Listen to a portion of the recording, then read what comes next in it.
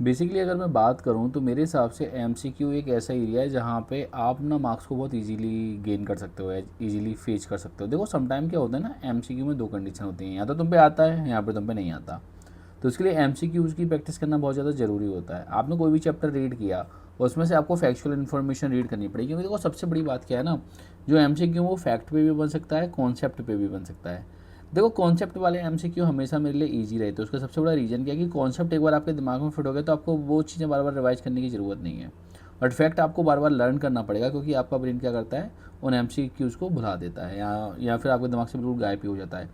तो एमसीक्यू की practice must है। आपने रिसोर्स एंड डेवलपमेंट ऑलरेडी पढ़ लिया होगा यहाँ पे या किसी और प्लेटफॉर्म पे या आपके स्कूल में, या आपने खुद सेल्फ पढ़ लिया होगा। तो उसके बाद में ये एमसीक्यू प्रैक्टिस है। देखो मेरे हिसाब से ये 20 जो एमसीक्यूज मैंने डिज़ाइन किए हैं वो पूरे चैप्टर के अलग अलग पार्ट से डिज़ाइन किए हैं। मैंने इनको 3 पार्ट में डिवाइड किया है, ईजी, मीडियम एंड मॉडरेट। इसके बाहर कोई एमसीक्यू जाएगा, आंसर है नहीं जाएगा, और अगर जाएगा भी तो उससे रिलेटेड और इसी टाइप का एमसीक्यू जाएगा। This is quite easy. तो basically this is all about, देखो पहली बात तो ना, कभी भी प्रिपरेशन पूरी नहीं होती, आपको मैक्सिमम से मैक्सिमम करना पड़ेगा। इसके बाद में क्या एमसीक्यूज़ की और सीरीज आएंगी, आंसर है नो, अगर ज़रूरत पड़ी तो बना लेंगे। उसके बाद में हम वर्कशीट करते रहेंगे जिससे आपका रिवीजन होता रहे। यहाँ पे 2 मोटिव लेके आपको बैठना है, क्योंकि देखो ऑब्जेक्टिव क्लियर होना चाहिए। अगर ऑब्जेक्टिव क्लियर नहीं है, ज़िंदगी ख़राब है बेटा। क्यों भाई, स्कूल जा रहे हो, पता नहीं क्यों जा रहे हो, तो फालतू में बैठ के वहाँ पे बात करोगे। ठीक है, तो ऑब्जेक्टिव क्या है, आपको एक तो चैप्टर का रिवाइज करना है, दूसरा आपको एमसीक्यूज सॉल्व करने का ट्राई करना है। दूसरी चीज़ क्या इसमें से पेपर में आएगा, हाँ डेफिनेटली पेपर में आएगा, एज इट इज़ नहीं आएगा, लैंग्वेज चेंज हो सकती है, क्योंकि पेपर लीक नहीं होता, पेपर यूनिक होता है। टीचर्स हमेशा ये ट्राई करते हैं कि एक पेपर का लेवल वो हो जो मॉडरेट लेवल का हो। तो ऐसा मैं कोई सा भी फालतू का दावा नहीं करने वाला कि मैं यहाँ पे पेपर लीक करा रहा हूँ, ये करा रहा हूँ, वो करा रहा हूँ, वो फालतू की चीज़ें। सिंपल सी चीज़ है, प्रिपरेशन कीजिए, नॉलेज बढ़ाइए और आगे बढ़िए। तो basically let's start with our motive. तो this is the first question. Basically अगर मैं बात करूँगा तो मैंने इस सीरीज़ को पूरे के पूरे 3 पार्ट्स में डिवाइड किया है। सबसे पहले स्टार्टर। अब देखो स्टार्टर स्पॉट में क्या है, काफ़ी इजी क्वेश्चंस आएंगे यहाँ पे, यानी यहाँ पे पूरा का पूरा क्या आएगा, इजी क्वेश्चंस आएंगे। यानी ऐसा है कि आप थोड़ी बहुत भी स्टडी किए तो आपको समझ में आ जाएगा। तो let's start with the question. तो सबसे पहले तो ये समझो कि एमसीक्यूज को करने का तरीका क्या होता है। आपके हाथ में एक पेन या पेंसिल होनी चाहिए और आपको केवल कीवर्ड्स को मार्क करना है। Which of the following is a renewable resources, ठीक है ना।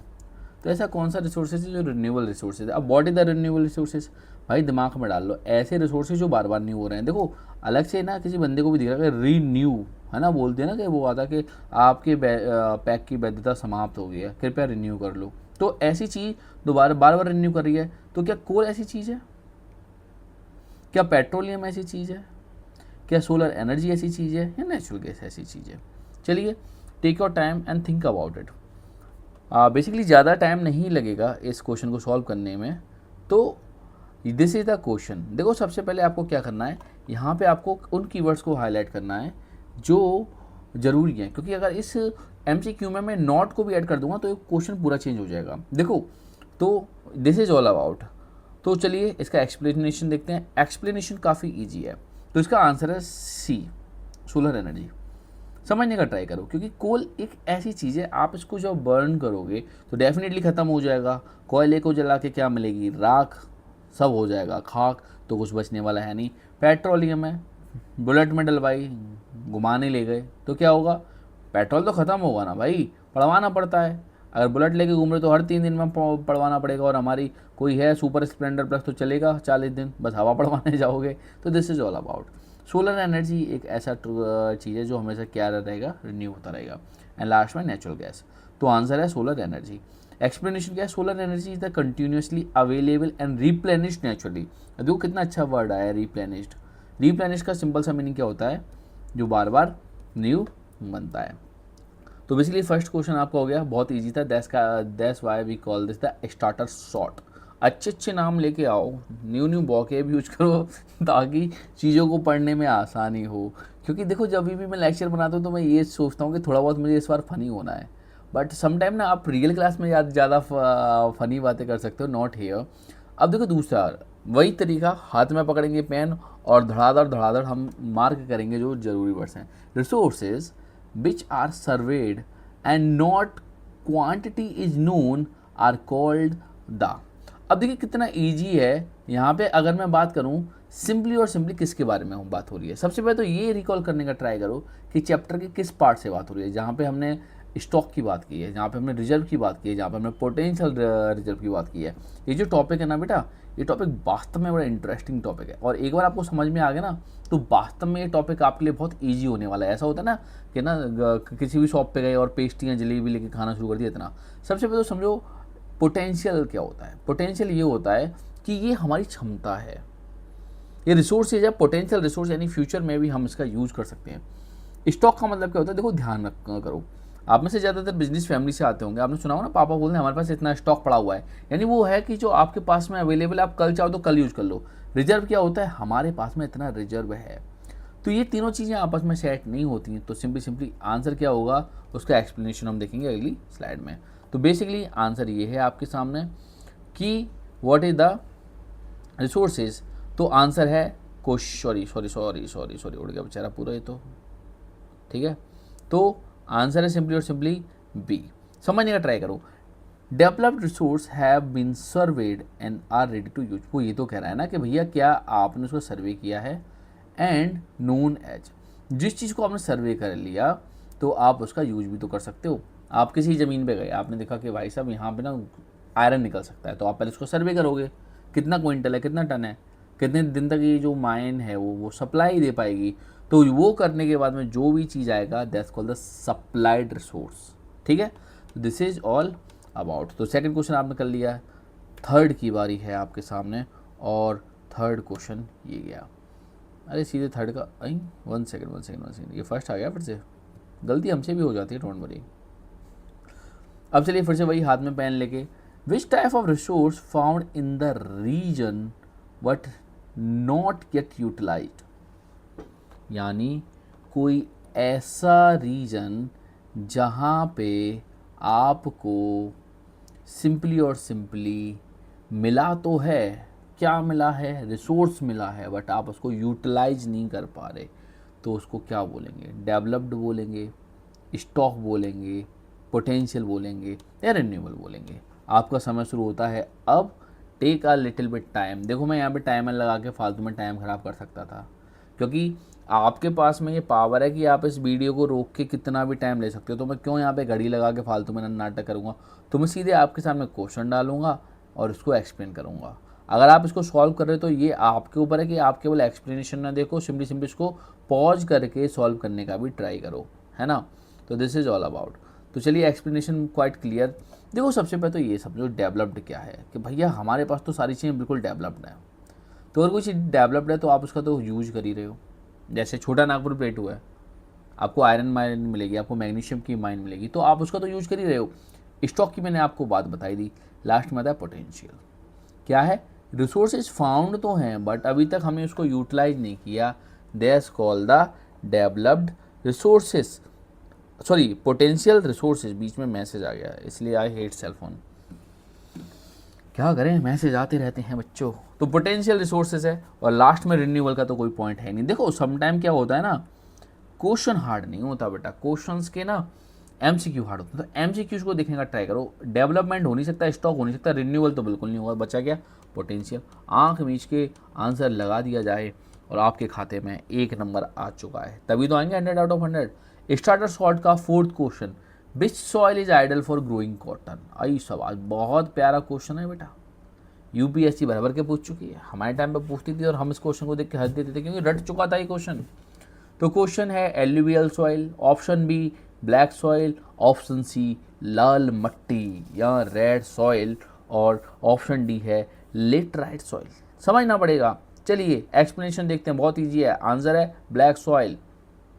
खुद सोचो, जब मैंने आपको पढ़ाया था तो मैंने आपको महाराष्ट्र के बारे में पढ़ाया था, मैंने आपको वो पढ़ाया था वहाँ पे क्या होता है, सिंपली इग्नियस रॉक होते हैं। इग्नियस रॉक पे बारिश हुई, फिर हवा चली, फिर बारिश हुई, फिर हवा हुई, और फिर इग्निशियस रॉक किस में चेंज हो गया, ब्लैक सॉइल में चेंज हो गया, और ब्लैक सॉइल पे बहुत अच्छी कॉटन ग्रो कर सकते हो। तो सारी चीज़ें कवर हैं, किस में कवर हैं, मेरे लेक्चर में कवर हैं, और आप चाहो तो उसको मैं देख सकते हो, मैं आप उसको पिन कमेंट में और रिलेटेड वीडियो में डाल दूंगा। Explanation, why soil retain, black soil retain moisture and sustainable for the cotton cultivation. देखो कॉटन के साथ में प्रॉब्लम क्या होती है, ये कॉटन का पौधा, ठीक है, इस तरीके से कॉटन बॉल होती है इस तरीके से। अब इस बॉल को तो चाहिए क्या, ड्राइनेस, और इसकी जो रूट्स हैं उनको क्या चाहिए, और बहुत सारा वाटर चाहिए। जब आप इस मिट्टी में पानी डालोगे तो इस मिट्टी का ये पॉजिटिव पॉइंट है कि ये मॉइस्चर को काफ़ी टाइम तक होल्ड कर सकती है। मॉइस्चर बोलेगा कि भाई मुझे एवेपोरेट हो जाने दे, ब्लैक सॉइल बोलेगी ना बाबा ना बाबा ना। तो that's why this is quite ideal for the black soil. इसके बाद में आप आएंगे 5th क्वेश्चन पे, और इसी क्वेश्चन के बाद में आपका स्टार्टर शॉट ख़त्म हो जाएगा और आप जाएंगे अगले पॉइंट पे। तो बेसिकली आता है, फिर से वही, पेन ले लो हाथ में और सीधे सीधे क्या करो, मार्क करो। Which factor is not involve in the resource development, कौन सा एक ऐसा फैक्टर है जो रिसोर्स डेवलपमेंट में नहीं आएगा। कितना ईजी है, देखते ही समझ में आ रहा है। क्या कभी ऐसा होगा कि आपको रिसोर्स देखना है, आपको अपने घर बनाने की चाहिए मट्टी, और आप जा रहे हो एस्ट्रोलॉजर के साथ में पास में कि पंडित जी देख के बताओ कुंडली कहाँ मिलेगी मिट्टी। पंडित जी एक कान में देंगे और बोलेंगे बेटा हर जगह है मिट्टी, जाओ खरीदो। तो टेक्नोलॉजी, मैंने आपको पहले ही बताया था टेक्नोलॉजी होनी चाहिए। भाई आपकी ज़मीन के नीचे तेल है, वहाँ तक खोद के पहुँच ही नहीं पा रहे, क्या फ़ायदा। ह्यूमन स्किल्स बिल्कुल ज़रूरी है। ड्रिल होल बनाने के लिए, कोयला निकालने के लिए, बड़े बड़े ट्रक बनाने के लिए ह्यूमन स्किल्स ही तो लगती है।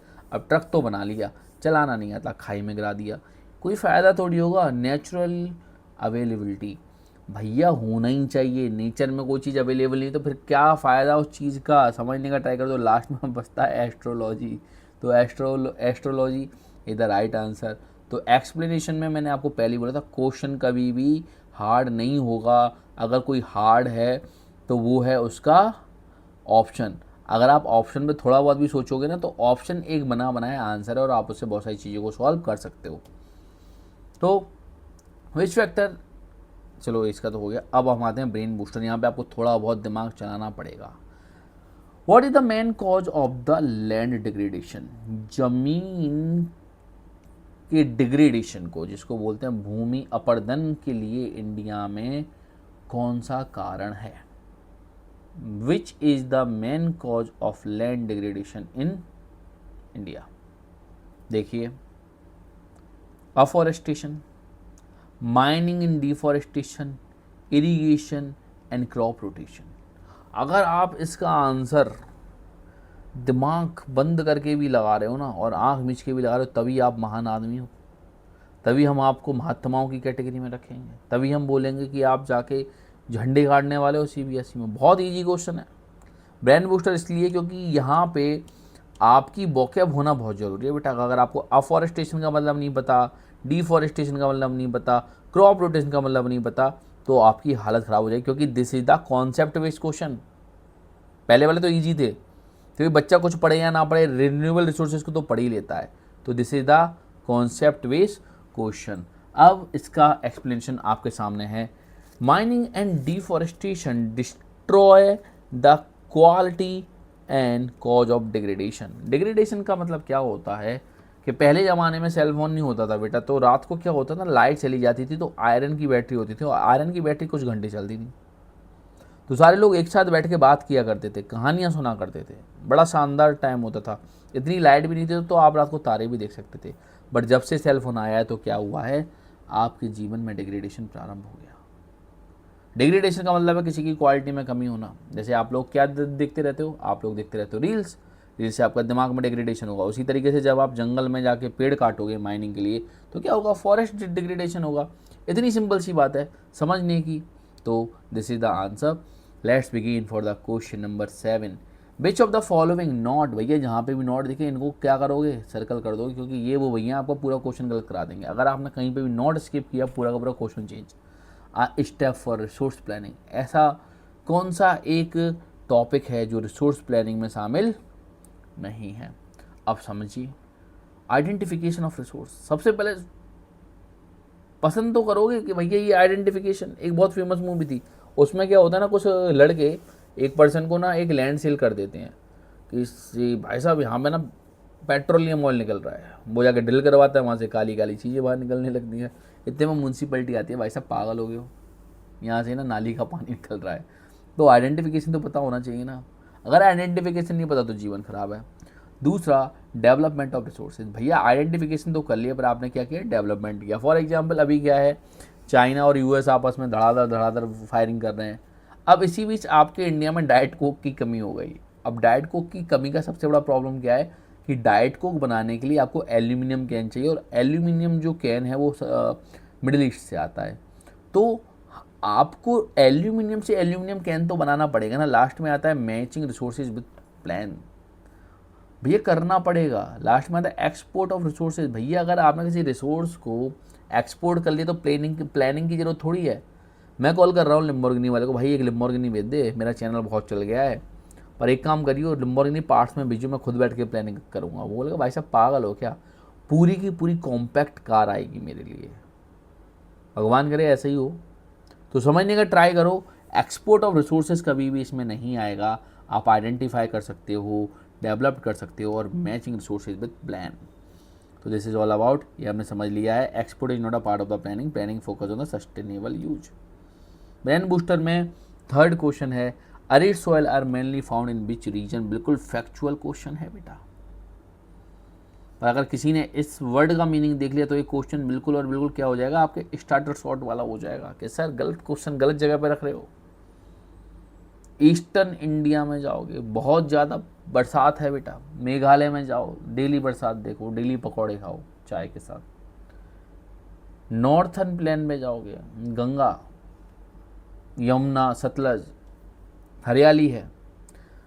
सदर्न प्लेटू पे जाओगे तो आपको क्या देखने को मिलेंगे, खान देखने को मिलेंगे। तो बचता क्या है, वेस्टर्न राजस्थान। अरे भैया याद करो पुरानी बातें, हर चीज़ इतने अच्छे तरीके से पढ़ाई गई। 4 पार्ट में लेक्चर कंप्लीट किया था। अरिड मतलब सूखा, और सूखे की बात आए तो भूल मत जाना हमारा प्यारा राजस्थान, पधारो हमारे देश, शानदार स्टेट है। फोर्ट्स देखने लायक है वहाँ पे, और हिस्ट्री राजस्थान की पढ़ाना शुरू करो तो ख़त्म करने का मन ही नहीं करता, इतनी शानदार हिस्ट्री है। कभी मौका मिला और आज सिलेबस से हटके भी कुछ डाला तो मैं सबसे पहले राजस्थान की हिस्ट्री कवर करूँगा, महाराणा की हिस्ट्री कवर करूँगा। तो this is all about explanation क्या है, arid soil are found in the desert region like the Rajasthan. ठीक है। ब्रेन बूस्टर में 9th question, which soil type is form due to the intense leaching. कितनी अच्छी बात कही है बेटा, इंटेंस लिचिंग की बात चल रही है। किसकी बात चल रही है, इंटेंस लिचिंग की। ब्लैक सॉइल में तो लिचिंग होने का कोई पॉइंट है ही नहीं। क्यों, जैसे ही पानी आएगा भाई पकड़ लेगा कि अब मैं तेरे को कहीं नहीं जाने दूंगा, और ब्लैक सॉइल बिकम क्रीमी। बहुत टाइम तक क्या करेगा, होल्ड करेगा, क्योंकि आपको जब तक लिचिंग का मतलब नहीं पता है ना, कुछ नहीं कर पाओगे। क्यों, ये सरफेस है, बरसात आएगी धड़ाधड़ है ना, गाना बजेगा बरसोरे मेगा मेगा, और जितने भी न्यूट्रिशन है वो क्या चले जाएंगे, नीचे चले जाएंगे, और इसको हम बोलेंगे लीचिंग। अब किसी बंदे ने वो ऊपर ही होल्ड कर लिया, मैं नहीं जाने दूंगा तेरे को, तो कुछ नहीं हो सकता भाई। रेड सॉइल का मतलब क्या होता है, अगर लिचिंग हो जाएगा तो लाल कैसे होगा, ये भी तो सोच लो भाई। रेड सॉइल किस के लिए होती है, पानी बड़ा आयरन लाल हो गया, है ना। वो होता है ना कि तुम एकदम ज़्यादा मान बात कर रहे थे, मम्मी ने बोला बेटा ये काम कर ले, बोला अभी वही करता हूँ। मम्मी ने फिर से बोला काम कर ले, मम्मी ने पकड़ के सर्विस कर दी, और सर्विस होते तुम 1 महीने तक सीधे चलोगे, और सर्विस के बाद क्या हो जाते हो, लाल हो जाते हो। लास्ट में एल्यूवियल सॉइल का कोई मतलब ही नहीं, क्योंकि एल्यूवियल सॉइल तो बेटा रट्टा मान लो, सबसे लंबा टॉपिक है आपका एल्यूवियल सॉइल, और उसमें भी ये आपको नदन प्लान में देखने को मिलेगी। सारी चीज़ें मैंने अपनी पीपीटी में कवर की हैं, जाके पढ़ लो, अभी से एक चैप्टर कंप्लीट कर लो। लास्ट में बड़ी दिक्कत आती है, फिर तुम वो अजीब शब्द यूज करते हो कि सर एंजाइटी डिप्रेशन हो रहा है मुझको, मुझे लग रहा है जैसे मुझे कुछ याद है ही नहीं। भैया पढ़ा रहे हैं पढ़ लो, यहाँ नहीं पढ़ना तो कहीं और पढ़ लो, ठीक है, वरना फिर जाके देखोगे पेपर लीक। ठीक है। तो लास्ट में क्या आता है, लेटराइट सॉइल, और laterite soil is the thing जहाँ पे आपको देखने को मिलेगा क्या, कि पानी पड़ा और सारे न्यूट्रिशन चले गए नीचे। अब इंटेंस लिचिंग है, चाहो तो इस पर क्वेश्चन भी लिख के डाल सकते हो आंसर। ठीक है। Heavy rainfall cause the lynching forming the laterite soil. बचे तो फॉलोइंग द बायोटिक रिसोर्सेज, पता नहीं ये मैंने, अब देखो बायोटिक रिसोर्स की बात मैं करूँ तो आपको पता होना चाहिए कि बायोटिक का मतलब होता है जहाँ पे आ जाए बायो, वहाँ समझ जाना कि कहीं सी जानवर की बात हो रही है, किसी प्लांट की बात हो रही है। तो बायोटिक रिसोर्सेज में क्या, रॉक्स है, वाटर है, प्लांट्स हैं और मिनरल्स हैं। अब एक क्वेश्चन बड़ा इजी होता है, अगर आपने प्लांट पे लगा दिए तो ठीक है, कुछ लोग ना दिमाग चला देंगे, सर एक चीज़ बताओ, वाटर में भी एनिमल देखने को मिलता है। क्यों सर, आपने साइंस में नहीं पढ़ा कि पानी पीने से लोगों को कोलेरा हो गया क्योंकि वाटर के अंदर वायरस था। बेटा ऐसा नहीं है, plant is the only thing, क्योंकि सामने से बिल्कुल क्लियर आपको दिख रहा है। तो यहाँ पे आपका ब्रेन बूस्टर ख़त्म होता है, और हम आधे लेक्चर पे पहुंच चुके हैं, तो खुश हो जाओ। अब लास्ट में आता है master challenge. Which of the following classified as a stock. अब आओ बेटा मैदान जंग में, है ना। अब बताओ बेटा क्या है इसका answer. Which of the following is the stock. Coal, solar energy, wind energy and water in ocean. आप बताओ स्टॉक क्या होता है। अगर आपको ये नहीं पता तो आप ये क्वेश्चन कर ही नहीं पाओगे। ये है इसका explanation. Ocean water contain hydrogen energy but can not be use due to the lack of technology. ये है आपके स्टॉक की definition. That's why I am telling you this is the brain booster. बहुत कम प्रोबेबिलिटी है कि इस तरीके का क्वेश्चन आए, बट एक या दो क्वेश्चन जरूर इस तरीके के आएंगे, क्योंकि एग्जामिनर चाहता है कि जिस बच्चे को 100 आउट ऑफ 100 मिले वो तरासा हुआ हीरा हो।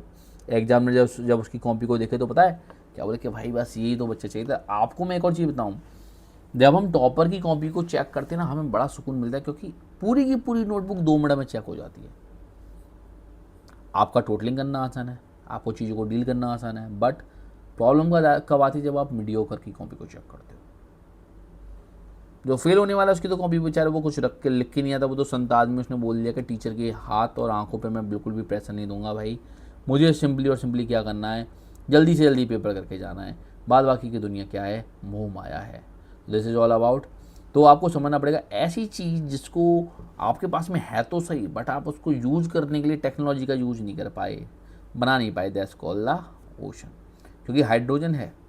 अब आता है resource planning is necessary because resources are ultimate, resources are unevenly distributed, population is decreasing and technology is constant। अब देखो अलग अलग कॉन्सेप्ट है, बिल्कुल किताब के कोड से उठाए गए ये तरासे हुए क्वेश्चन आपके लिए पेश हैं बेटा, समझने का ट्राई करो। रिसोर्स अल्टीमेट होते तो हमें रिसोर्स प्लानिंग पढ़ते ही नहीं। हमारा भाई बबलू भी गाड़ी लेके घूम रहा होता, सडनली उड़ा रहा होता कि भाई रिसोर्स है क्या, अनलिमिटेड। रिसोर्स लिमिटेड हैं जब भी तो दिक्कत आ रही है। अगर इन्फानाइट रिसोर्सेज होते तो इन्फानाइट मनी होते, और इन्फानाइट मनी होते तो सबके सब खुश होते। पॉपुलेशन इज डिक्रीजिंग, अभी तो मुझे नहीं लग रहा, क्योंकि हमको पता है 2 बच्चे मीठी खीर, 2 से ज़्यादा। आगे बोलूँगा तो कंट्रोवर्सी हो जाएगी बेटा, 2 से ज़्यादा नहीं करने चाहिए। हमारे 2 इज द आइडल कंडीशन। जाके बाद बाकी की जानकारी के लिए जाके पंचायत देखो, ठीक है। टेक्नोलॉजी इज कंस्टेंट, लगातार चेंज हो रही है भाई। आजकल तो बच्चे पूरा होमवर्क एआई से कर रहे हैं, बताओ क्या करोगे, ठीक है। तो लास्ट में बचा है रिसोर्स आर अनइवनली डिस्ट्रीब्यूटेड। बिल्कुल सही बात है, बिल्कुल सही बात है, क्योंकि अगर पूरी कंट्री में सारा का सारा रिसोर्सेज एक साथ जमा होता तो ज़िंदगी आपकी बड़ी अच्छे से कट रही होती। अब आपको पता है कि राजस्थान में पानी की कमी, तो यहाँ पे पानी पहुँचाना है। और आपको पता है कि उत्तर प्रदेश में किसकी कमी है, मतलब किसी भी चीज़ की कमी हो यूपी में, अभी तो किसी चीज़ की कमी नहीं है ना। तो बेसिकली आपको उस चीज़ को यहाँ पे क्या करना है, भेजना है। जैसे यहाँ पे दालें कम होती हैं तो दाल भेजा जाता है। मास्टर चैलेंज में 13 question. Which soil is the most suitable for the rice cultivation. बताओ बेटा, जब ब्लैक सॉइल की बात की थी तो आपने कितना बोला था प्यार से, सर जी कॉटन लगा दो। Arid soil, laterite soil. अब खुद बताओ, आपको पता नहीं है ये खेत है, खेत में हम पानी भर के क्या लगाते हैं, सैपलिंग्स लगाते हैं राइस के। तो बेटा ऐसी कौन सी सॉइल है यहाँ पे बहुत सारा पानी है, that's called the alluvial soil. तो दिस इज क्वाइट इजी। ऐसे छोटे मोटे क्वेश्चन को तो मैं समझाऊंगा भी नहीं, क्योंकि ये आपका अपमान है और मैं नहीं चाहता कि आपका कोई अपमान करे सिवाय तुम्हारी रील्स के, क्योंकि तुम लोग तो बस एक ही चीज़ में फंसे हुए, वो है रील्स, है ना। कंडीशन चल रही है कि रील्स को रीपोस्ट कर रहे हो, अपनी बॉल पर डाल रहे हो, कोई आगे देखे, बेटा नहीं देखेगा, ऑलरेडी यू आर ब्लॉक्ड। तुम्हारी हरकतें ऐसी हैं, ठीक है। तो that is the point, jokes apart. चलिए we are going to talk about the further things. तो ये मैंने आपको समझा दिया। Land degradation due to the over irrigation result in, बताओ। बहुत बेसिक क्वेश्चन है, किताब में पूरी लाइन उठा के मैंने बनाया था क्वेश्चन, क्योंकि ऐसे लेक्चर्स को बनाने में मज़ा बहुत आता है। टीचर के अंदर की काली खेल जाती है कि बच्चों को नीचा दिखाऊंगा। ऐसे कुछ टीचर होते हैं, वो क्या करेंगे ना, एग्जाम से पहले तुमसे इतने हैवी क्वेश्चन पूछेंगे, तुम्हारी पूरी हवा निकल जाएगी, यार इतना तो कुछ पढ़ा ही नहीं था, ये टीचर कहाँ से पूछ रहा है। पर ऐसा नहीं होता है, ये क्वेश्चन आते हैं, 1 या 2 आते हैं। पता है 95 तक लाना आसान है, 90 तक लाना आसान है, बट 90 से लेकर 100 तक ले जाने में ये क्वेश्चन तुमको उखाड़ने पड़ेंगे। सबसे पहले कुछ बच्चे तो कंफ्यूज हो जाएंगे, sir deforestation, flooding, soil erosion, salinity and alkalinity. Soil erosion है, सॉइल इरोजन के लिए पेड़ उखाड़ना पड़ेगा आपको, हवा चलेगी सरर सरर, वहाँ से मिट्टी उड़ जाएगी। बारिश आएगी धाड़ धाड़ धाड़, कोई डांस करेगा बरसोरे मेगा मेगा, पानी चला जाएगा। डिफॉरेस्टेशन, जंगल काटना है उससे भाई लैंड डिग्रेडेशन नहीं, पहले डिफॉरेस्टेशन होगा फिर लैंड डिग्रेडेशन होगा। फ्लडिंग की बात कहाँ से आ गई, बरसात थोड़ी हो रही है। लास्ट में बचता है आपकी सैलिनिटी और alkalinity. Let me clear one thing, ये वाला टॉपिक बहुत अच्छे तरीके से पढ़ाया था। सैलिनिटी कुछ नहीं होता, आपने ज़्यादा पानी भर दिया तो जितना भी उसके अंदर सॉल्ट है वो ज़मीन के ऊपर आ जाएगा, बोलेगा अरे भैया मैं आ गया ऊपर, तो फिर क्या होगा, आपको समझना पड़ेगा ही ये सारी की सारी चीज़ें। अब चलिए हम 14 क्वेश्चन पे पहुंच चुके हैं, ओनली 20 क्वेश्चन आर देयर, तो डरने की ज़रूरत नहीं है। अगर आप अभी भी मेरे साथ तक टिके हुए हैं तो डेफिनेटली आपका साधु साधु क्या कि मैं क्या करूँगा, सम्मान करूँगा, ठीक है। और अगर 20 मिनट तक टिके रहे तो डेफिनेटली हमारी जो ऑनरेबल प्रेसिडेंट मैम है उनसे मैं आपको मेडल दिलवाऊँगा, ठीक है। अपना नाम मुझे डाल देना कमेंट में, डेफिनेटली आपका मेडल पक्का। वही अंधेरा हो गया, झूठी बात नहीं बोलते इसका ना मतलब, तो ये है। चलिए लेट्स बिगिन। अब 14 क्वेश्चन के बाद में 15 क्वेश्चन पे चलते हैं। व्हाट इज़ द 15 क्वेश्चन, ये कि आज का explanation, excess irrigation increase the salt content in soil, ठीक है बेटा। जैसे ना, जैसे गर्मी आती तो सारे के सारे आदमी पहुंच जाते हैं वाटर पार्क और स्विमिंग पूल में, है ना, बोलते हैं ना कि अब तो चलो वाटर पार्क पे, तो उसका मतलब क्या है, वहाँ पे पानी ज़्यादा है, लोग पहुँच रहे हैं तो पानी ज़्यादा होगा, सॉल्ट कहाँ पीछे रह जाएगा, वो बोलेगा पानी बहुत है मैं भी नहाऊंगा। Which is not a method of soil conservation, बताओ बेटे कौन सा ऐसा मेथड है जो सॉइल कंजर्वेशन का नहीं है। अगर तुमने अपने अंदर की बत्ती ऐसे नहीं जलाई तो इस क्वेश्चन में आपकी बत्ती बुझ जाएगी, क्योंकि terrace farming, strip farming and contour farming last का टॉपिक है, और बच्चा लास्ट तक आते आते बिल्कुल ख़राब हो जाता है, बोलता है यार अब नहीं पढ़ाई होगी। और इतने सारे टॉपिक्स में इस टॉपिक को तो मैं छोड़ ही सकता हूँ, और एग्ज़ाम में वही क्वेश्चन आ गया तो वो बैठता है कि मेरी ज़िंदगी तो ख़राब हो गई। क्योंकि सिंपल सी बात क्या है कि ये कीवर्ड्स हैं, इनको आपको समझना पड़ेगा, क्योंकि इनकी डेफिनेशन में बहुत कम डिफरेंस है। क्योंकि ना वो था ना पहले जो हमारे पापा मम्मी के टाइम पे मूवी होती थी उसमें ना डबल रोल होता था, इसमें भी सबका डबल रोल है, क्योंकि कंटूर फार्मिंग टेरेस फार्मिंग थोड़ा बहुत डिफरेंस है, ठीक है। लास्ट में बचता क्या है, ओवर ग्रेजिंग। देखो अगर किसी ने इंग्लिश भी अच्छे तरीके से पढ़ी है तो ओवर ग्रेजिंग भी समझ में आ जाएगा। जहाँ पे आपने जानवर को छोड़ा और जानवर खा गए सारी घास, उसी को हम कहते हैं ओवर ग्रेजिंग। क्लियर, ठीक है। दिस इज ऑल अबाउट 15वें क्वेश्चन के बाद में हम जाएंगे ऑन द क्वेश्चन नंबर 16, और 16 क्वेश्चन है आपके सामने। आंसर है over grazing damage the soil instead of conserving it, क्योंकि ज़्यादा चलेगी भैंस तो आपकी मिट्टी हो जाएगी ख़राब। अब 100% IQ टेस्ट यहाँ तक टिके हुए हो तो अब आएगा मज़ा। बिल्कुल फैक्चुअल क्वेश्चन आपके सामने ये ना चीज़ पेश कर रहा है। विच रीजन है द लेटराइट सॉइल, कौन से रीजन के पास में आपको लेटराइट सॉइल देखने को मिलेगी and why. Rajasthan low rainfall, और उसके बाद में Kerala high rainfall, and Punjab irrigation, and Gujarat desert. तो दिस इज़ द पॉइंट, आपको थोड़ी बहुत सॉइल देखने को मिलेगी पंजाब में। तो दिस इज 16 क्वेश्चन, और हम बिल्कुल एंड की तरफ आ गए हैं, इसलिए टीचर ने भी ले लिया अंगड़ाई, क्योंकि ऑलरेडी लेक्चर शायद 25 मिनट पार कर गया यार, 30 मिनट का तो मैंने शपथ खाया था। तो कौन सा ऐसा रीजन है जहाँ पे आपको देखने को मिलेगा क्या, लेटराइट सॉइल। और देखो लेटराइट सॉइल में क्या होगा, बहुत सारी रेनफॉल होगी, और देखो रेनफॉल कहाँ पे है, समझ जाओ बात, केरला। इरिगेशन से क्या होगा, सैलिनेशन होगा बेटा, सलाइन हो जाएगी सॉइल आपकी, एल्काइन हो जाएगी, क्षारीय हो जाएगी, अम्लीय हो जाएगी। गुजरात में तो पानी नहीं है, तो कहाँ से सैलिनिटी होगी, कहाँ से लेटराइट होगी। इतनी बरसात पड़नी चाहिए कि सारे सारे मिनरल्स नीचे चले जाएं।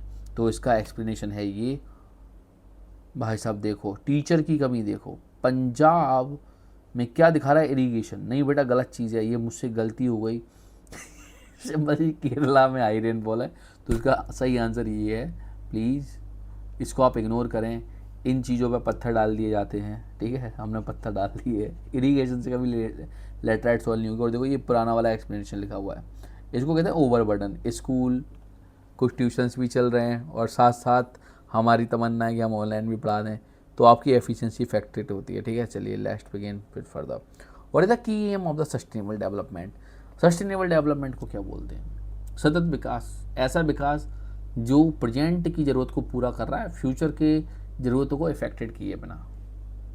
जंगल काटो इतने काटोगे लोगों के लिए पेड़ बचे रहें, आपके बच्चों के लिए पेड़ बचे रहें, मैक्सिमम प्रॉफिट।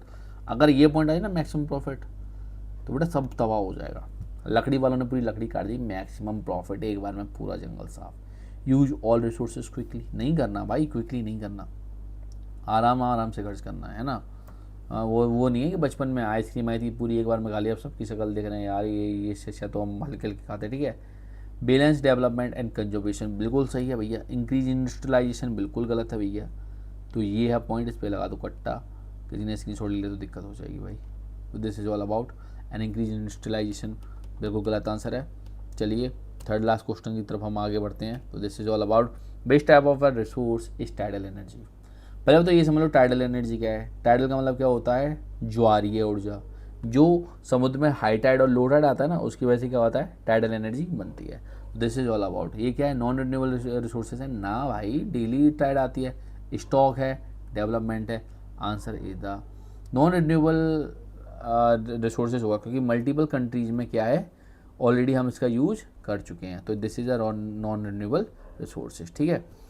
तो this is all about, this is a second last question. आप अभी तक टिके हुए तो थैंक यू सो मच इस पूरी सीरीज को देखने के लिए, क्योंकि इसके बाहर एमसीक्यू जाने की संभावना ना के बराबर है। Red soil gets its colour due to the organic matter, iron oxide, water content and sand. क्योंकि आपको ये क्वेश्चन करने के लिए आपको रेड सॉइल पूरी पढ़नी पड़ेगी। इसमें कोई ऐसा पॉइंट नहीं जिसको आप गैस मास्टर डिग्री करके है ना पढ़ लो, क्योंकि समटाइम क्या होता है ना, हम गैस करके क्वेश्चन ठोक देते हैं। तो answer is the iron oxide, क्योंकि हमको पता है कि जब भी आयरन के साथ में Fe के साथ में हम क्या करेंगे, H2O मिला देंगे, तो वहाँ पे आपको जंग देखने के लिए मिल जाएगी, ठीक है। This is all about. तो थोड़ा बहुत नहीं, मैं पूरा इंजीनियर था भाई, तो केमिस्ट्री मैंने बहुत अच्छे से पढ़ी है, तो डोंट वरी अबाउट दैट। थोड़ा बहुत तो केमिकल रिएक्शन हम पे भी आता है। लास्ट एंड फाइनल क्वेश्चन, और यहाँ पे आके हमारी चीज़ें ख़त्म होने की कगार पे हैं। Which statement is incorrect about the black soil? It is a poor in moisture, it is a sustainable for wheat, its cracks in summer and found in desert. तो ये वाला क्वेश्चन मैं आपके ऊपर छोड़ता हूँ, आपको इस क्वेश्चन का आंसर बताना है। Very soon we will start working on the new chapter which name is the nationalism in India. तो साथ में रहिए, टाटा बाय बाय। और ये है फिनिश, और ये हमारे बच्चे एकदम फिनिश लाइन पे पहुंचते हुए, और हमारी तरफ से आपके लिए कॉन्ग्रेचुलेसन्स। आज के लिए इतना बहुत है, टाटा बाय बाय।